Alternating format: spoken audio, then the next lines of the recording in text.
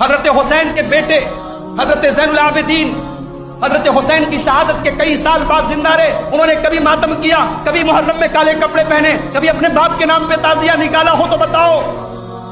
تم اہل بیت سے زیادہ اہل بیت کے چاہنے والے بن گئے.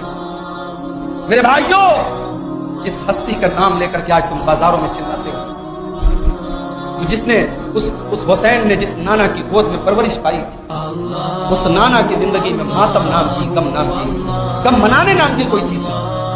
اگر اس خاندان میں ماتم کا رواج ہوتا اور کالے کپڑے کا رواج ہوتا تو غزوہ احد میں جب سید الشہداء حضرت حمزہ شہید ہوئے تھے, نبی کے چچا شہید ہوئے تھے, اور حسین رضی اللہ تعالیٰ عنہ کے دادا, چچیرے دادا حضرت حمزہ شہید ہوئے تھے, تب حسین کے گھر میں بھی ماتم ہوا ہوتا اور حسین کے گھر میں بھی کالے کپڑے پہنے گئے ہوتے. سید الشہداء حضرت حمزہ کی کٹی پٹی لاش آئی تھی, اس لاش کو دیکھ کر جب بنو ہاشم کے گھر میں کسی عورت نے اپنے بال نہیں, حضرت حسین کیوں نکلے تھے کربلا کی طرف؟ نانا کا دین خطرے میں تھا, نانا کے دین کو بچانے کے لیے نکلے. شاعروں نے شاعری گڑی, اسلام زندہ ہوتا ہے ہر کربلا کے بعد, کوئی پلٹ کے پوچھنے والا نہیں.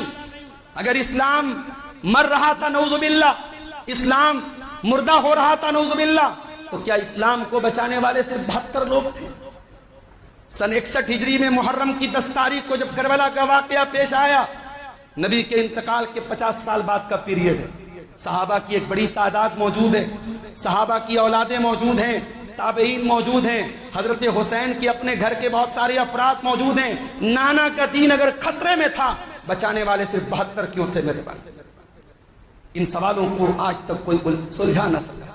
کہانیاں بیان ہو رہی ہیں, جذبات کو بھڑکایا جا رہا ہے, لوگوں کو رلایا جا رہا ہے. حضرت دنیا میں بڑی بڑی بلڈنگوں میں رہنے والوں, کبھی اپنی کار میں بیٹھ کر کے تم جنگل میں چلے جاؤ اور اپنے کار کی لائٹ کو تم بند کر دو, اسکارپیو کی لائٹ کو بند کر دو.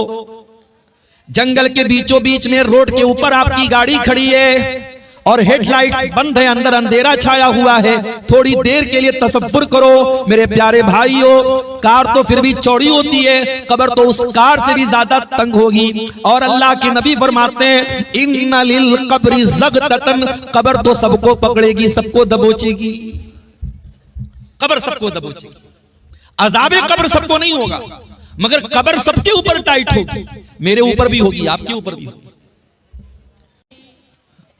دنیا میں بڑی بڑی بلڈنگوں میں رہنے والوں, کبھی اپنی کار میں بیٹھ کر کے تم جنگل میں چلے جاؤ اور اپنے کار کی لائٹ کو تم بند کر دو, اسکارپیو کی لائٹ کو بند کر دو.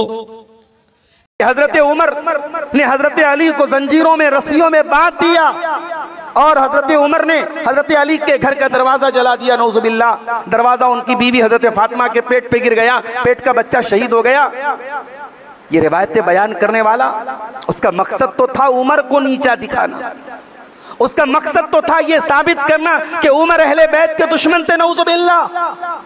مگر اس ظالم نے, اس بدبخت نے, جس نے یہ روایت گڑی ہے, یہ کہانی گڑی ہے, اس نے حقیقت میں علی کا مقام بھی گرا دیا ہے.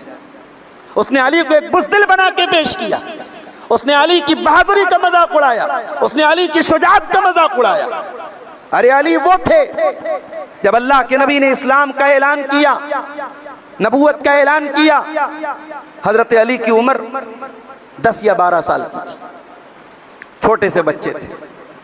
12 سال کا بچہ, 10 سال کا بچہ, کتنا سمجھدار ہوتا ہے. کربلا کے واقعے کو ایک ایموشنل بلیک میل کرنے کا ذریعہ بنایا گیا. کربلا میں جتنا ہوا اس سے کہیں زیادہ بڑھا بھی دیتے ہیں کچھ زیب داستان کے لیے. اتنے بڑے واقعے کو اتنا بڑا کر کے بتایا گیا. اور روایتوں کو گڑنے والوں نے اور مرچ مسالہ لگانے والوں نے یہ نہیں سوچا کہ ہم یہ جو مرچ مسالہ لگا رہے ہیں اس کے نتیجے کیا نکل رہے ہیں. کربلا کا میدان ہے, نبی کا نواسا ہے, حسین ابن علی ہیں, کھڑے ہو کے تقریر کر رہے ہیں اور لوگوں سے کہہ رہے ہیں, وہ لوگوں میں نبی کا نواسا ہوں, میں جنتی نوجوانوں کا سردار ہوں, میں یہ ہوں, میں وہ ہوں, میں فاطمہ کا بیٹا ہوں, میں علی کا بیٹا ہوں. بھائی تم کیا ثابت کرنا چاہتے ہو ان بے غیرتوں کے سامنے جنہوں نے حضرت حسین رضی اللہ تعالیٰ عنہ کو شہید کر ڈالا, ان کے گھر والوں کو شہید کر ڈالا. حضرت حسین اپنا مقام و مرتبہ بیان کر کے اپنی جان بخشوانا چاہ رہے تھے, اپنی جان کی امان بخشوانا چاہ رہے تھے. کیا کہنا چاہتے ہو؟ انہی روایتوں نے ہم کو بتایا, تاریخ کی وہی روایتیں ہمیں بتاتی ہیں. حضرت حسین شہید ہو رہے ہیں, ان کے گھر والے شہید ہو رہے ہیں, اور خیموں سے عورتوں کے ماتم کرنے کی آوازیں آ رہی ہیں, نوحہ کرنے کی آوازیں آ رہی ہیں. جناب سکینہ رو رہی ہیں, جناب زینب رو رہی ہیں. یہ نبی حضرت علی کہتے ہیں یہلک فی رجلان، میرے بارے میں دو طریقے کے لوگ ہلاک ہو جائیں گے،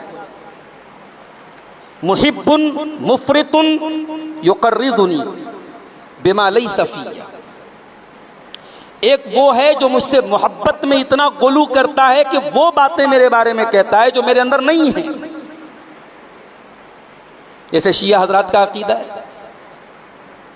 وہ حضرت علی کو بعض اوقات اتنا بڑھا کے پیش کرتے ہیں کہ ایسا لگتا ہے کہ نبی سے بھی بڑا درجہ دیتے ہیں، اور یہ تو اوپن ان کا عقیدہ ہے کہ اللہ کے آخری نبی کو چھوڑ کر کے باقی سارے نبیوں سے افضل ہیں حضرت علی، یہ ان کا عقیدہ ہے، ان کی کتابوں میں لکھا ہے، ان کے مولوی بیان کرتے ہیں۔ ظاہر ہے یہ ہمارا عقیدہ نہیں ہے، نبیوں کا درجہ الگ ہے۔ آپ سبھی سے میری درخواست ہے، آپ میرے چینل کو سبسکرائب کریں، ویڈیو لائک کریں اور زیادہ سے زیادہ شیئر کریں اور اپنے کومنٹس ضرور دیں۔ جزاک اللہ خیر۔